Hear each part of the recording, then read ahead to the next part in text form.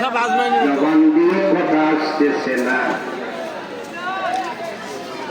আজকের যত আয়োজন, যত কষ্ট, সবকিছু এই মাহফিলকে জড়িয়ে কইরা। আপনি কিন্তু দেখবেন মানুষ হইলে আপনি বাজারটা খেয়াল করেন আর এই মাহফিলটা খেয়াল করেন, এটা কি মেনে নেওয়া যায়? সচেতন কোন মানুষ কিটা মেনে নিতে পারে?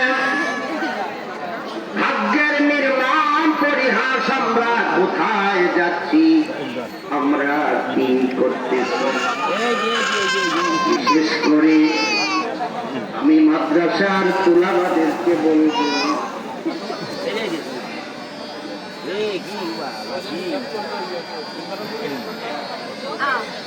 মাদ্রাসার ছাত্রদেরকে বলবো, এই যে